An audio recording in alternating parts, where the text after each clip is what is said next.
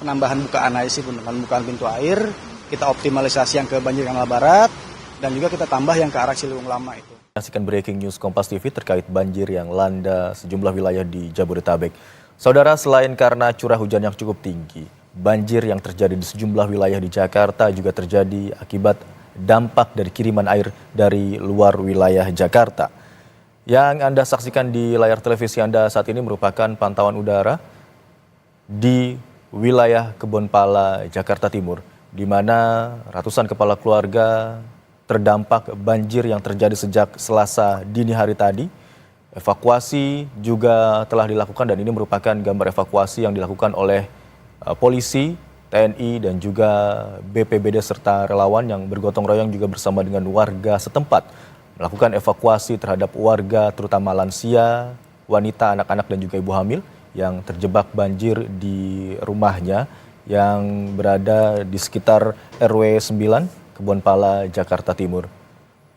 Banjir yang terjadi dikarenakan curah hujan yang tinggi, tidak hanya itu tetapi juga karena kiriman air yang cukup deras dari luar wilayah Jakarta. Kita ketahui bersama saudara, sejak Senin sore atau Senin malam kemarin memang terjadi hujan yang cukup deras dengan durasi yang cukup lama hingga Selasa dini hari tadi, mengakibatkan sejumlah wilayah di Jakarta terutama terendam banjir. Di wilayah Kebonpala, Jakarta Timur, beberapa orang telah dievakuasi. Dan sementara itu ada beberapa orang lainnya yang memilih untuk tetap bertahan di rumah mereka masing-masing. Saudara, untuk mengetahui informasi banjir yang terjadi di Jakarta di wilayah lainnya, kita bergabung bersama dengan jurnalis Kompas TV Asri Gunawan dan juru kamera Andika Ahadiat yang memantau bagaimana ketinggian air di pintu air Manggarai. Selamat siang Asri. Bagaimana pantauan Anda dengan ketinggian muka air di pintu air Manggarai siang hari ini? Selamat siang Imron dan saudara, ketinggian muka air di pintu air Manggarai per jam 10 hari ini adalah setinggi 820 cm. Ini meningkat atau statusnya sudah bisa dibilang waspada karena kalau berdasarkan informasi yang kami dapatkan dari petugas operator pintu air Manggarai bahwa tinggi muka air normal di pintu air Manggarai ini seharusnya 750 cm. Sekarang sudah 820, artinya ini sudah meningkat jauh dan ini statusnya sudah menjadi waspada. Kalau melihat dari data yang ada di monitor di kantor Suku Dinas Sumber Daya Air Manggarai, berdasarkan pantauan tinggi muka air yang mana menjadi sumber air ataupun juga air yang dialirkan begitu menuju ke pintu air Manggarai dari pos pemantauan Depok ini meningkat pada pukul 3 dini hari setinggi 400 cm yang mana ini merupakan muka air tertinggi dan ini yang dialirkan ke pintu air Manggarai. Butuh waktu sekitar 6 jam untuk kemudian bisa mengalirkan dari pos pemantauan Depok menuju ke pintu air Manggarai. Artinya memang kalau dari jam 3 pagi, 3 subuh maksud kami dini hari begitu. Nah, sampai ke pintu air Manggarainya itu sekitar pukul 10 ataupun juga pukul 9 pagi. Dan memang seperti prediksi ataupun juga seperti yang disebutkan tadi, memang tinggi muka air yang tertinggi ini terjadi di pukul 10 pagi sekitar 820 cm. Lebih lengkap, Imron dan saudara, saya ingin bertanya langsung kepada petugas operator pintu air Manggarai, Fajar Zul yang sudah bersama saya sekarang. Mas Fajar, saya mau tanya, ini kan tinggi muka air kalau berdasarkan pantauan 820 cm. Nah, ini air yang dialirkan ini dari mana saja sumbernya? Apakah hanya dari pos pemantauan Depok tadi atau dari Katulampa juga? Oh ya, untuk di pintu air Manggarai itu asal dari Kali Ciliwung ya, Sungai Ciliwung itu dari Bendung Katulampa. Jadi untuk di jam 11 semalam, di jam 11 dini hari itu Bendung Katulampa itu mengalami peningkatan ya di siaga 2 di 170. Dan tertingginya itu di pos pemantau Depok itu di jam 3 dini hari itu 400 cm itu siaga 1. Dan sekarang kemungkinan sudah di puncaknya untuk Jakarta ya.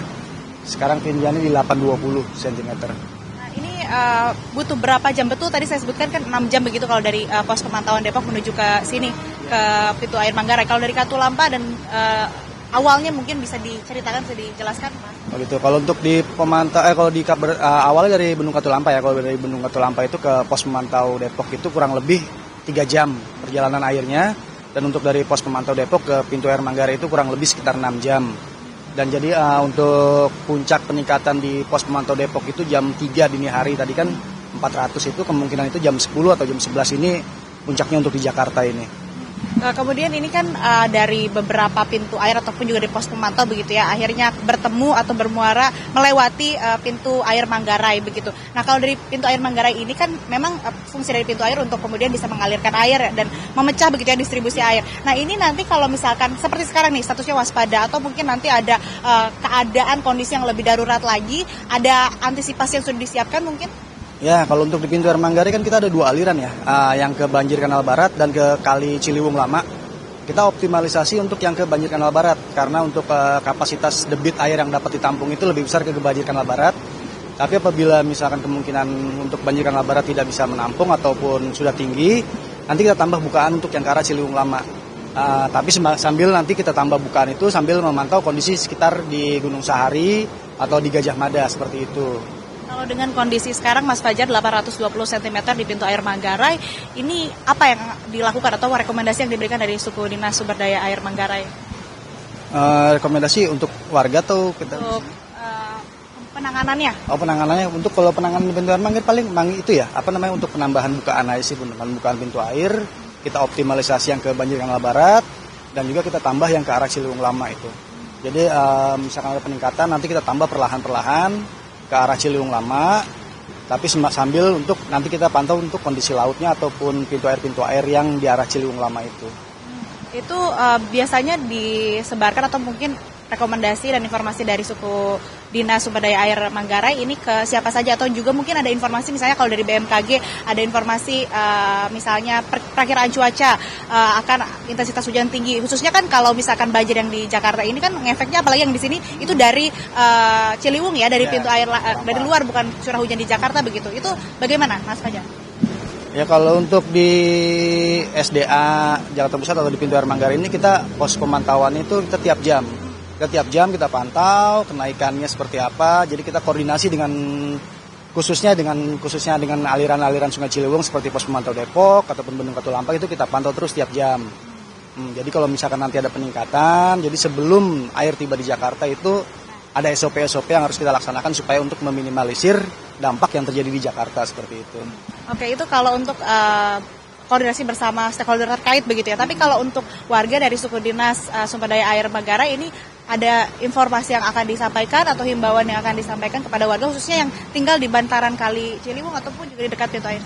Oh iya, kalau untuk warga ya nanti kan kita untuk pemantauan ini kan kita selalu berkoordinasi ya dengan posko PU2 untuk dinas sumber daya air. Nanti mereka yang memberikan informasi-informasi ke pihak terkait. Jadi nanti kalau untuk ada info-info kemungkinan ada banjir di Ciliwung, ikuti arahan petugas-petugas yang ada aja, seperti itu sih.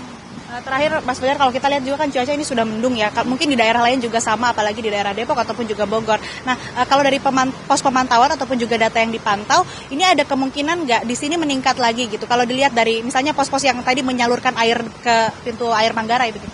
Ya, kalau untuk trennya sih saat ini masih turun ya, Bendung Katulampa itu udah walaupun masih siaga 3 sekarang ya di ketinggian 90 cm itu udah mengalami penurunan lah dibandingin semalam ya.